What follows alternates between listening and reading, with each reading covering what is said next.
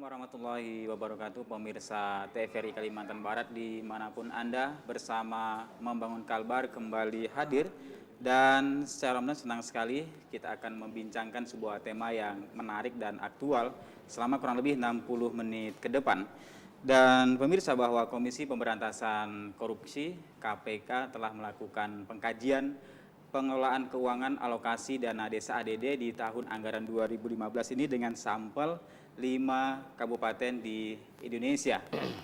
Dan dari hasil pengkajian dan penelitian yang dilakukan oleh KPK bahwa ADD senilai 20,7 triliun rupiah ternyata menemukan berbagai permasalahan. Ada 14 masalah yang ditemukan oleh KPK dengan 14 aspek, meliputi masalah regulasi, pengawasan, kemudian tata laksana dan juga sumber daya manusia. Dan kabarnya juga bahwa alokasi dana desa di tahun 2015 ini dari pusat ke kabupaten sudah dilakukan penyaluran atau distribusi. Sementara dari kabupaten ke desa masih banyak yang mengalami persoalan, artinya belum cair.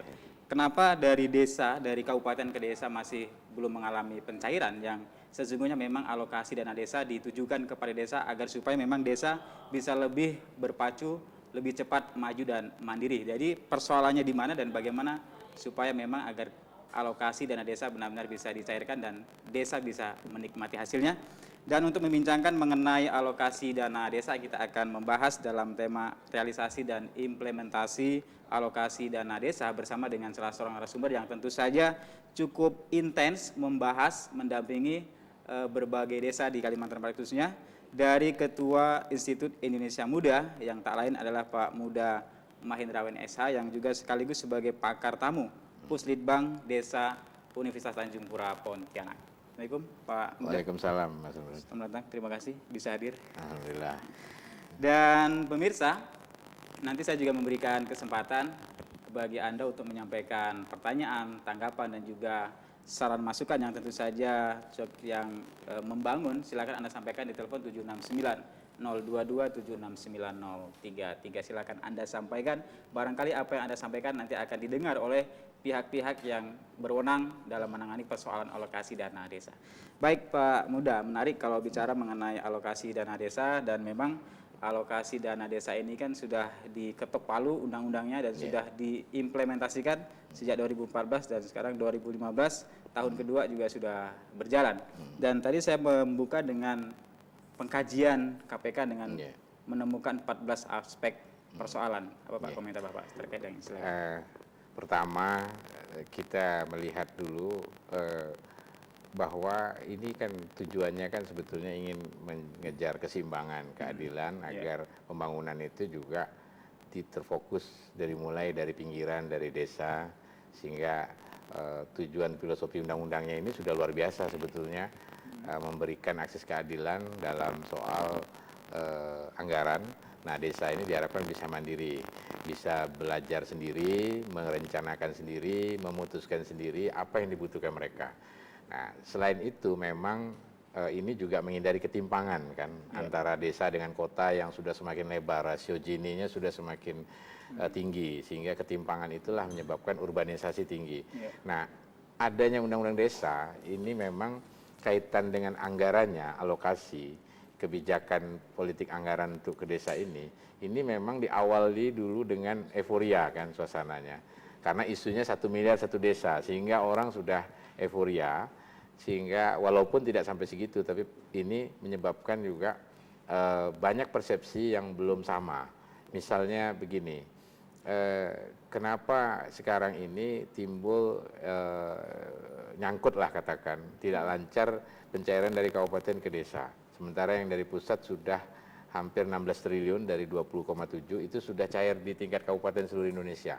Nah, ternyata penyebab hal-hal yang ada itu adalah karena pertama banyak aturan-aturan perbuk, peraturan bupati maupun perda yang belum direalisasikan di tingkat kabupaten. Misalnya baik itu peraturan bupati dan kewenangan desa, kemudian mengatur tentang besaran anggaran dan sebagainya. Kedua, banyaknya aturan-aturan yang tumpang tindih dan berubah-ubah. Kan ada Kemendagri, ada Kementerian Desa. Sehingga ini ada persepsi yang akhirnya benturan persepsi soal alokasi penggunaan dana desa yang dari pusat ini, bukan yang dari kabupaten, bukan yang ADD. Karena ada dua alokasi dana desa yang sudah berlaku sejak tahun 2005 dengan PP 72 tahun 2005. Nah, kemudian itu 10% dari dana alokasi umum dikurangi DAK. Kalau yang ini dari dana pusat, yang dana desa ini. Nah, dana desa inilah kemudian terhambat dan nyangkut di tingkat kabupaten, juga salah satunya persepsi tentang pengalokasian penggunaan. Karena di situ kalau sejelasnya di undang-undang bahwa di Permendagri juga menegaskan bahwa penggunaannya kan untuk 3 hal, penyelenggaraan pemerintahan, pembangunan, pembinaan masyarakat, pemberdayaan masyarakat, dan yang tak terduga. Nah, sementara ada Permen Desa keluar, Peraturan Menteri Desa, itu kalau nggak salah nomor 5, itu disebutkan prioritas penggunaan anggaran. Itu hanya untuk pembangunan dan pemberdayaan masyarakat desa.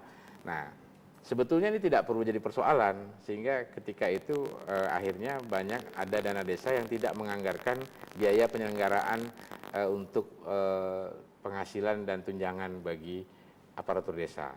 Nah, di sini akhirnya menimbulkan adanya perbedaan persepsi sehingga menyebabkan terhambatlah penyusunan.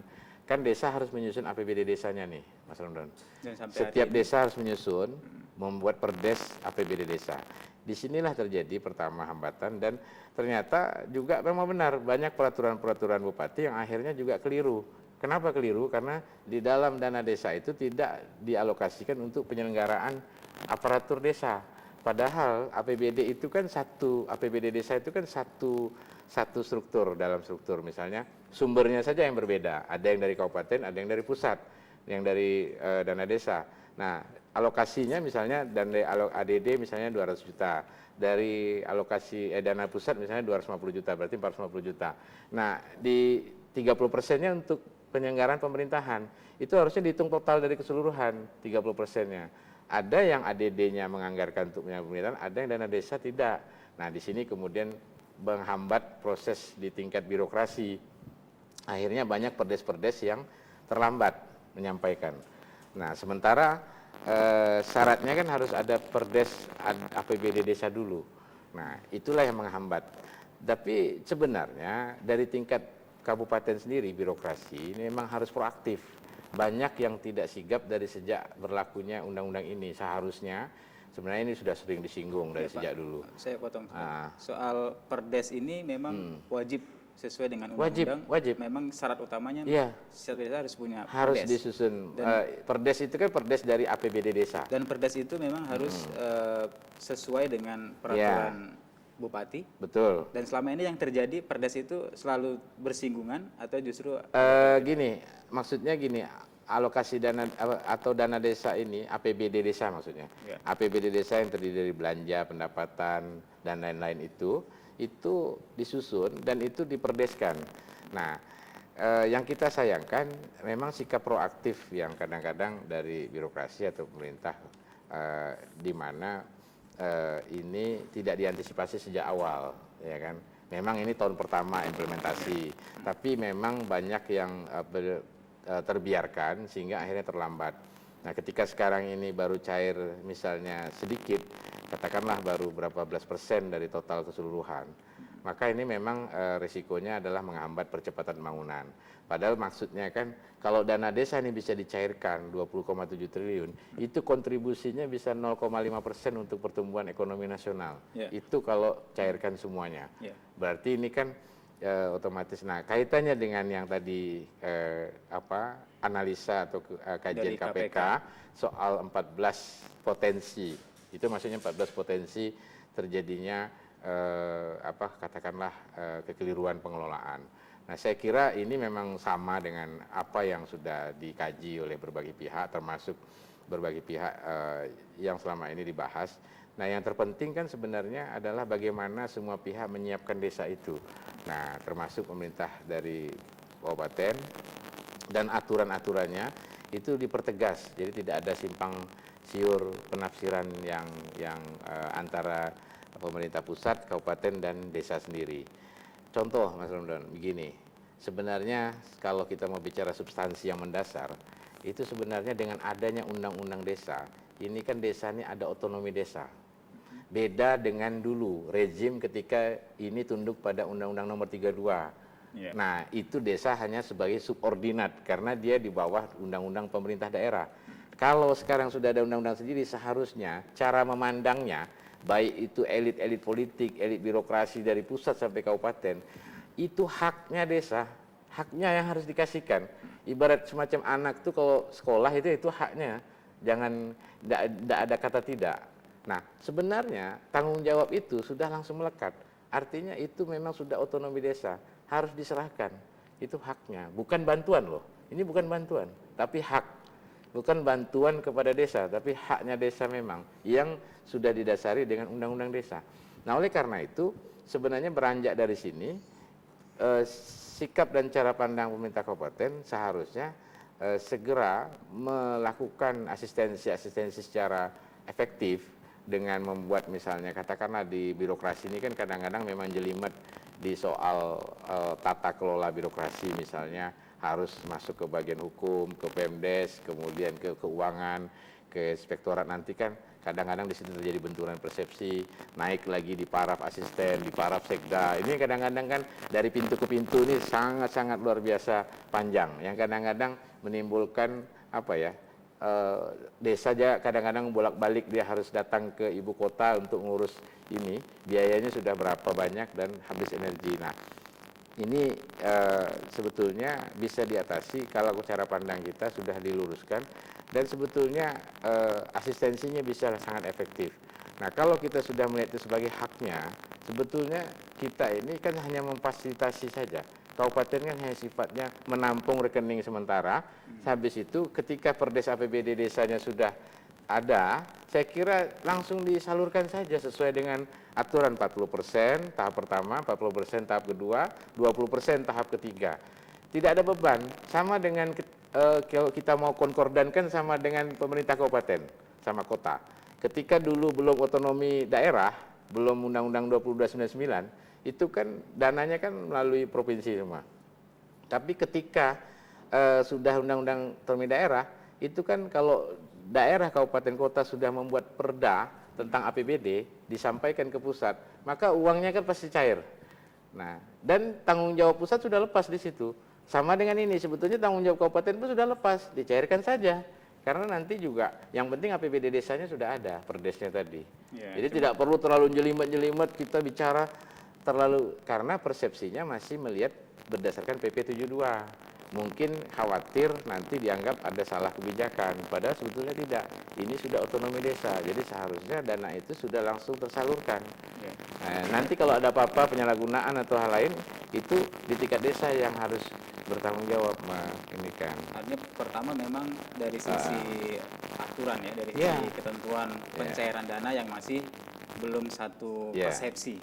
Dari penerjemahan undang-undang saja tadi bisa dilihat memang persepsinya keliru. Persepsinya masih belum. Masih memakai persepsi lama. Nah, kalau kita melihat lagi nih Pak Muda, kalau kita urai lagi ya, pengalaman di tahun 2014 apakah juga mengalami hal yang sama sesungguhnya? 2014 ini belum diimplementasikan memang ini tahun anggarannya. Tahun pertama pengalaman tahun pertama. Hanya memang disayangkan agak lamban, padahal ekonomi kita juga sedang melamban. Sebetulnya ini juga setidaknya bisa menopang untuk tingkat grassroots ya, masyarakat di kampung. Sekarang kalau kita urai lagi nih Pak Muda, bahwa jika memang kemudian dari pusat tetap bersikukuh berpedoman dengan peraturan yang sebelumnya, sementara di kabupaten juga demikian, dan sementara juga di desa ini sudah ibarat kata sudah sangat ingin memperoleh dana, sementara di kabupaten yang masih berpegang dengan ketentuan yang belum ada, sementara di pusat juga demikian, kenapa masih terjadi tumpang tindih?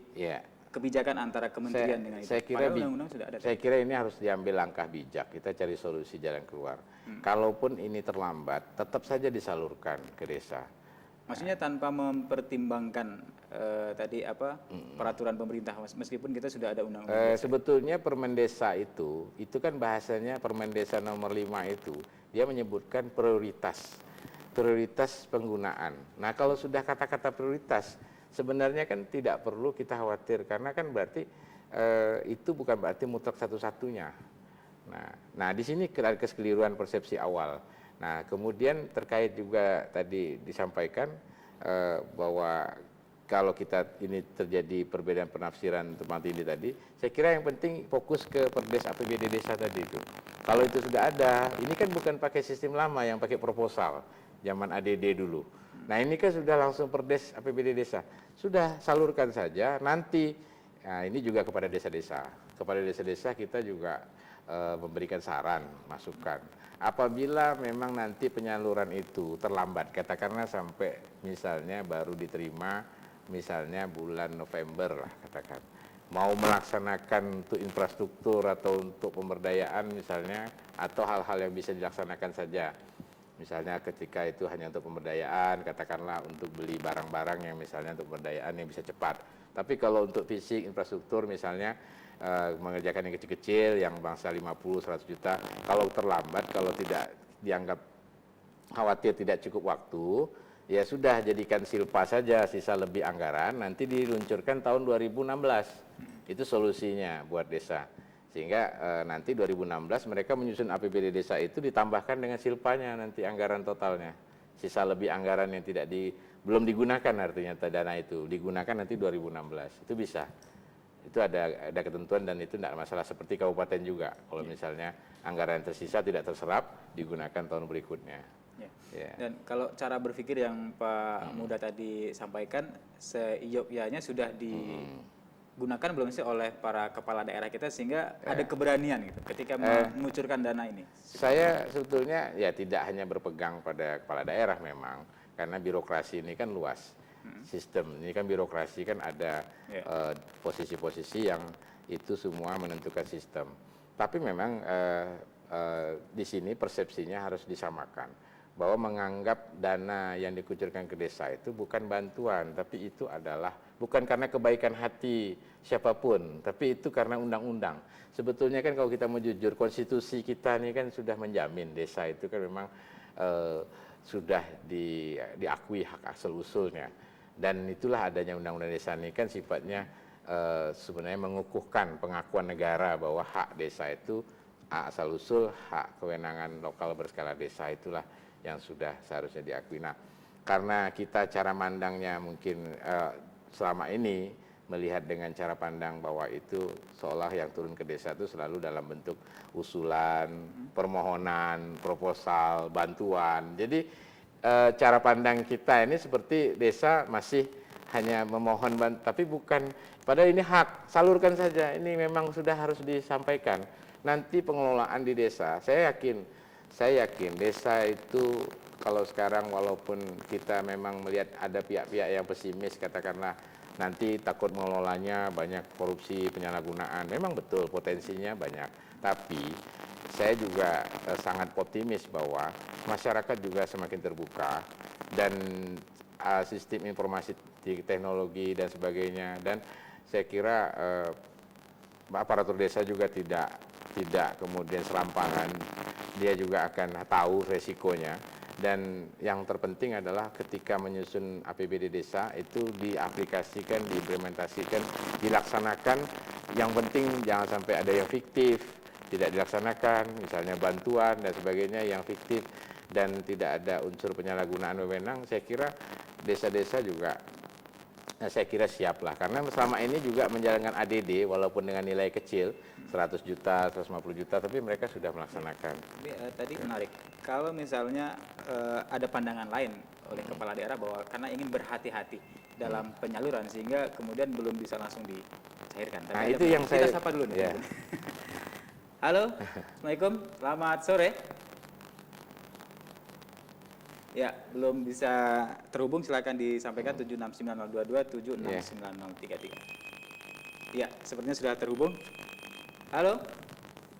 Assalamualaikum, selamat sore. Selamat sore. Ya, sore dengan siapa, Bapak? Pak Budi, Pak di Pontianak. Ya, Pak Budi, Pak, silakan. Ya, menarik topik hari ini. Selamat sore, Pak Muda. Selamat sore, Pak Budi. Ya, saya mudah-mudahan bantuan yang dikasihkan pemerintah yang dapatkan tadi adalah memang haknya. Ya, kalau dapat segerakan aja, Pak. Yang saya mau garis bawahi sekarang adalah bahwa yang menerima hak ini, karena dia memimpin desa, otomatis dia tahu apa kebutuhan desa itu. Ya kalau dapat dia sebagai entrepreneur di sana. Dia menjadikan role model apa di desa? Apakah perkebunan, apakah pertanian? Jadilah desa yang memang betul-betul dia punya kekuatan kepala desa, auranya yang hebat gitu.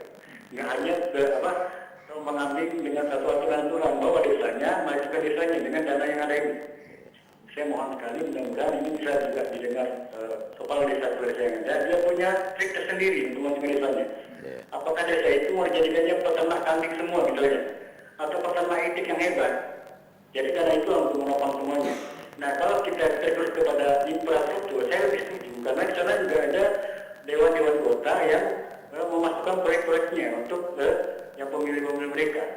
Saya lebih cenderung bahwa desa itu dikategorikan sebagai suatu kemajuan dibawa oleh komandan kepala desanya, menjadikan desa itu sebagai apa gitu.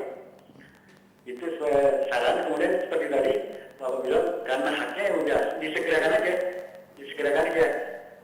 Malah masalah publiknya belum selesai ya tinggal bagaimana diundang kepala desanya menerjemahkan itu. Untuk apa itu buat bukan untuk kepentingan pribadi, untuk desanya. Terima kasih. Ya. Ya. Terima kasih Pak Budi. Terima kasih. Di Polsek ini setuju nih dengan Ya. Ya. Kita akan tanggapi Ya. selanjutnya nanti. Dan pemirsa, semakin menarik perbincangan soal alokasi dana desa dan juga apa yang disampaikan oleh Pak Budi, kita akan tanggapi setelah yang saat ini. Tetaplah dalam Bersama Membangun Kalbar. Habis hujan nih panas.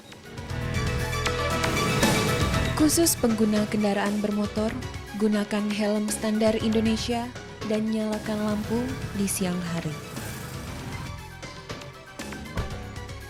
Gunakan sabuk pengaman pada saat mengemudi. Jaga kecepatan dan utamakan keselamatan. Dilarang menggunakan handphone pada saat mengemudikan kendaraan di jalan. Pada saat melintasi zebra cross, pengemudi mengurangi kecepatan kendaraannya. Saya, pelopor keselamatan berlalu lintas. TVRI Kalbar, satu dalam keberagaman.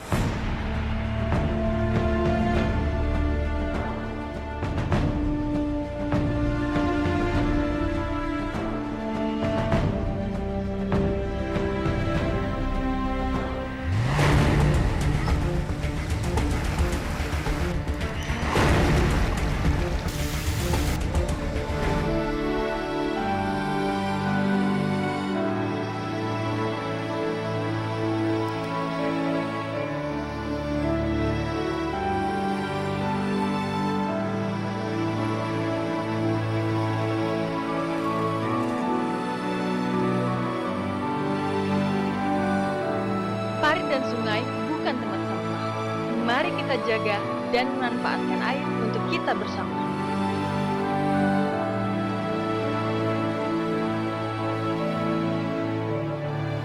TVRI Kalbar, satu dalam keberagaman.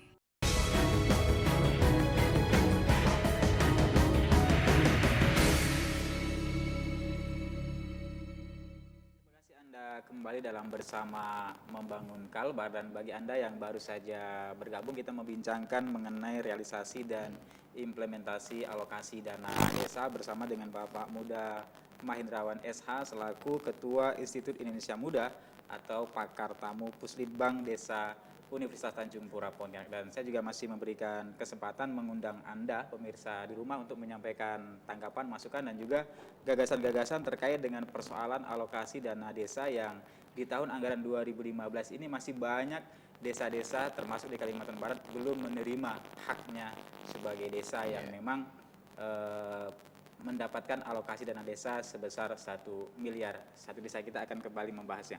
Baik, Pak Muda, tadi ada penelpon dari Pak Budi yang juga setuju sebagai masyarakat bahwa memang alokasi dana desa yang merupakan hak harus segera dicairkan. Tapi yang menjadi persoalan dan pemikiran Pak Budi juga nanti ketika sudah diterima oleh desa timbul masalah baru. Kira-kira dana ini nanti akan digunakan oleh apa? Oleh desa itu? Apakah benar-benar sesuai dengan perdes yang sudah dibuat atau justru tidak sesuai gitu? Silakan.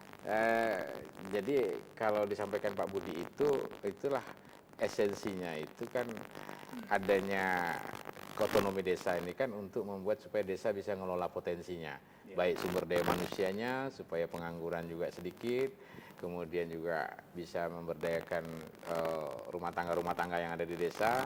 Nah, tergantung potensi dia, apakah di sektor perikanan tadi, pertanian dalam arti luas, peternakan, dan lain-lain lah. Umumnya pertanian lah, dan perkebunan dalam arti luas ya kan, perikanan. Nah, yang terpenting ini kan tadi, di APBD desa yang disusun musyawarah antara kepala desa dan jajarannya bersama BPD sebagai katakanlah ya ini Badan Pemusyawaratan Desa, ini kan bermusyawarah memutuskan APBD desa. Perencanaan disesuaikan. Dari mulai musrembang desa itu mereka sudah menyusun apa-apa yang dibutuhkan masyarakat, misalnya di sektor kesehatan, di sektor pendidikan, di sektor infrastruktur jalan, pemberdayaan lokal misalnya kan. Nah, ini disusun seperti orang menyusun di APBD kabupaten dan kota. Nah, nanti itulah yang digunakan mereka sesuai dengan apa yang disusun mereka itu. Misalnya di desa itu kan ada 4-5 dusun, kemudian ada berapa RW, nanti alokasinya bergantian. Mungkin tahun ini untuk membangun jalan ini di RW 2, nanti jadi semua itu direncanakan dan musyawarahkan sesuai prioritas. Nah, yang tadi kita bicarakan juga, yang tadi Mas Ramdan tanya, kepala daerah kenapa tidak berani misalnya. Nah, memang inilah yang maksud saya, bukan soal berani tidak berani, mungkin persepsi saja, cara pandang yang mungkin masih ragu-ragu, dan mungkin ada kaitannya dengan khawatir katanya misalnya nanti disalahkan kalau mencairkan misalnya ada prosedur atau apa-apa yang dianggap belum memenuhi syarat. Nah, sebetulnya asal sudah ada perdes APBD desa, ini yang harus dipercepat. Pengesahan dari kabupaten ini, kan desa ini menyampaikan APBD desanya nih, dokumennya nih ke kabupaten melalui Badan Pemdes. Ada dinas tersendiri, Badan Pemdes. Nah, ini biasanya dimasukkan lagi, disaring lagi di Kabagian Hukum, kemudian di bagian keuangan. Nanti di sini yang kadang-kadang dari pintu ke pintu, kayak lagu pula kan. Ini kadang-kadang jadi lamban. Nah, akibatnya ini proses pencairannya jadi lama karena perdesnya lambat disahkan oleh kabupaten. Sebetulnya perdes itu kalaupun ada salah kurang sedikit itu jangan terlalu saklek lah. Masa titik koma pun sampai harus dikembalikan misalnya. Gara-gara alamatnya misalnya ada sedikit saja, ini harus bolak-balik. Sudahlah, saya dulu pernah kasih gagasan agar kabupaten itu membentuk semacam tim terpadu untuk pelayanan khusus dana desa supaya bisa sama-sama mengasistensi misalnya di aulanya kan, nanti bagian hukum, asisten, bagian Pemdes, bagian keuangan itu melalui kabak-kabak masing-masing misalnya atau bidangnya itu bersama-sama langsung asistensi satu persatu. Dalam 1 minggu saya kira udah selesai itu semuanya, tinggal langsung di ACC udah bisa dicairkan. Kalau ada salah di APBD desa itu hal yang biasa, misalnya belanja modal, harusnya belanja modal jadi belanja barang dan jasa, harusnya belanja pegawai masuk ke belanja barang. Jangankan desa Mas Ramdan, kabupaten saja, kota, provinsi pun salah juga kadang-kadang menyusun Anda belanja barang masuk ke ini, tapi tetap saja uangnya cair dari pusat, dana daunya. Nah, itu kan bisa diperbaiki nanti di perubahan APBD, di perubahan APBD desa nanti di bulan pertengahan tahun itu bisa diperbaiki, jadi tidak ada masalah. Semuanya bisa disempurnakan. Jadi kalau semuanya mau sempurna, nah saya kira ya jawabannya ya itu tadi. Bisa diamati oleh Instim ini bahwa sejumlah desa yang ada di Kalbar bisa diyakini semuanya sudah mempunyai perdes ya Pak? Tinggal belum disahkan. Justru lambatnya pengesahan perdes itu kadang-kadang bukan juga karena desanya yang lambat menyusunnya, tapi karena pengesahannya di tingkat kabupaten. Artinya bisa kita katakan desa sudah siap dengan perdesnya. Saya optimis. Hanya pengesahannya yang lambat. Kebanyakan dari pengamatan kita seperti itu. Lambatnya itu di mana posisikan banyak instansi yang ya itu kadang benturan antara persepsi antara satu bagian SKPD dengan SKPD lain ini, antara misalnya di SKPD sekretariat dengan SKPD Pemdes maupun keuangan kan, ini kadang-kadang beda persepsi. Nah, ini yang kadang-kadang bolak-balik berkasnya dan sebagainya. Masa titik koma aja saya bilang tadi harus diperbaiki. Nanti bisa memperbaikinya. Yang kedua, sebenarnya yang penting prinsipnya tadi, substansi ini hak desa, salurkan.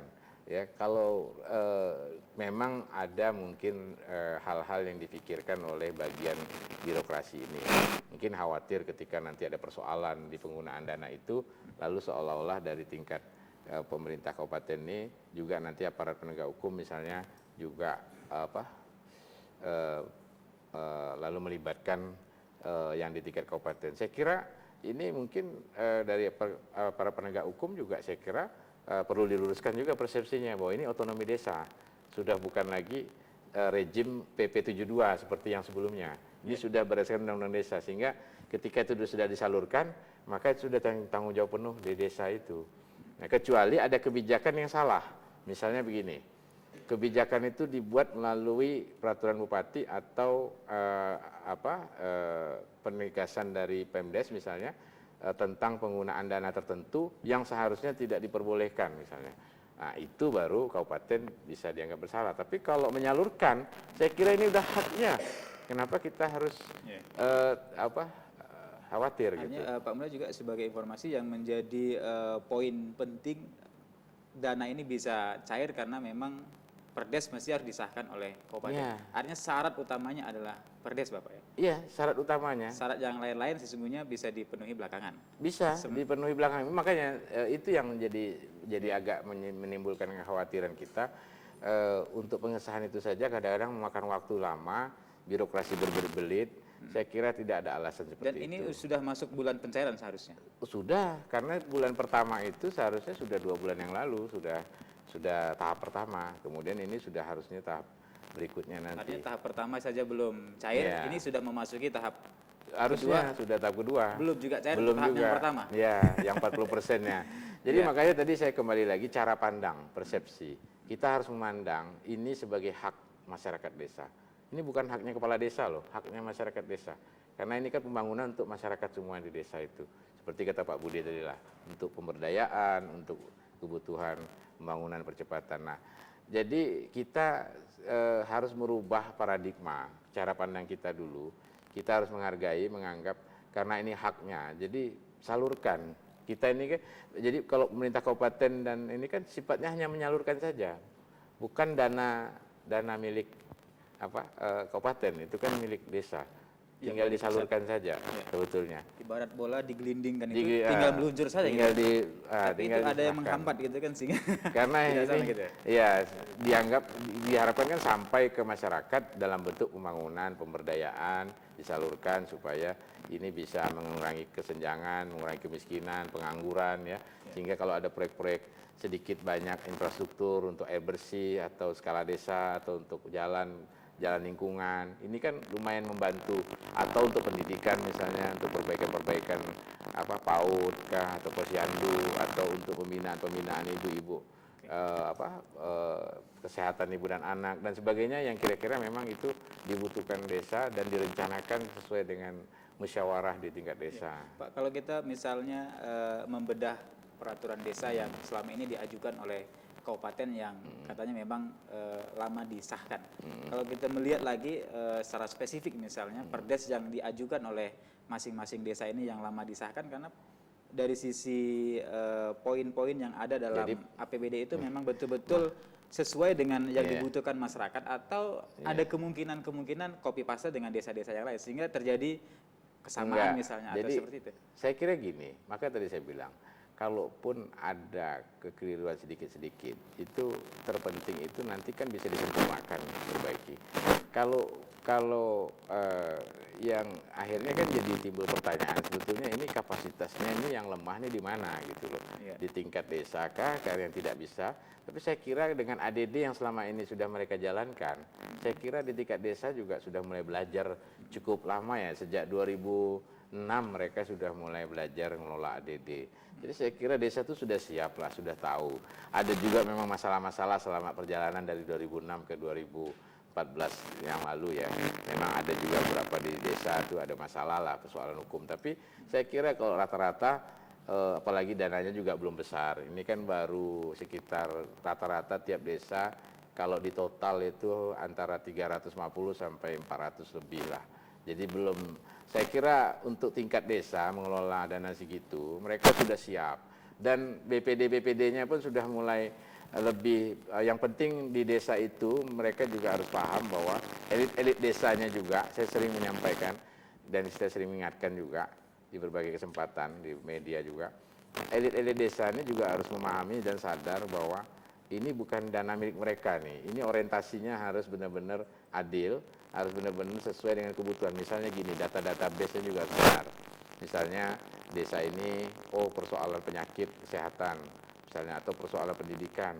Nah ini apa yang harus dicari, dan harus inovasi, harus kreatif. Jadi jangan cuman rutinitas ya.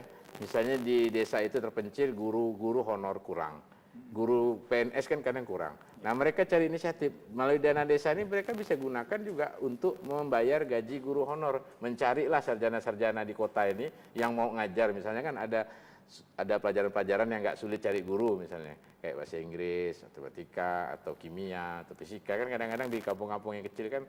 Nah ini bisa, atau bidan desanya kurang karena dusunnya jauh-jauhan kan, mereka bisa cari bidan dari yang baru lulusan atau yang ini tuh di gaji honor, jadi supaya bisa mengatasi persoalan pelayanan masyarakat. Jadi jangan terlalu terpaku, maka berikanlah fleksibilitas. Kabupaten juga harus begitu, memberikan pemahaman kepada desa-desa. Jangan kemudian kita itu seperti mengunci. Padahal kalau kita kunci, kita kan yang paling tahu persoalan di depan mata kan mereka di desa itu. Jadi yang penting prinsip-prinsip utamanya, misalnya untuk penyelenggaraan pemerintahan 30% dari total alokasi.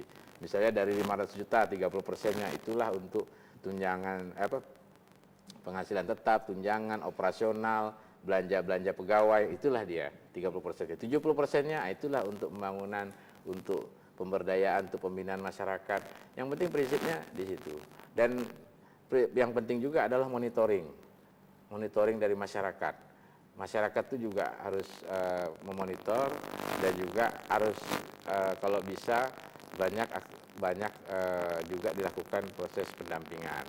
Nah maka salah satunya kemarin Pusat Penelitian Pengembangan dan Pemberdayaan Desa Nusa Tanjung Pura itu dibentuk atas gagasan yang waktu itu kita luncurkan. Alhamdulillah direspon oleh Pak Rektor dan langsung dibuatkan SK. Itu tujuannya juga adalah untuk bagaimana membantu supaya memperkuat kapasitas dari aparatur desa dan menyiapkan, ya katakanlah bukan menyiapkan tapi membantu kapasitas pendamping desanya juga, misalnya ke depan, supaya yang pendamping desa ini kan paling tidak adalah orang-orang yang setidaknya punya kapasitas atau yang terdidik lah, gitu kan. Dan kelemahan di sumber daya manusia Ya, itu desa salah kita satu yang tadi. di mana poinnya? Kan tadi Bapak menyampaikan bahwa memang sesungguhnya sudah punya pengalaman mengelola alokasi dana desa, tidak perlu dikhawatirkan. Yeah. Tapi kalau kita lihat kenyataannya memang sampai hari ini belum juga cair untuk tahap yang pertama. Di situ mengindikasikan dan sesuai dengan pengkajian dari KPK memang sumber daya manusia juga menjadi salah satu persoalan. Ya, keterampilan menyusun perencanaan, misalnya keterampilan menyusun RPJM desa, menyusun rencana kerja pemerintah desa, kemudian menyusun APBD desa. Tapi saya kira itu semua learning by doing, bisa dipelajari dan dijalankan, karena itu sifatnya sangat praktis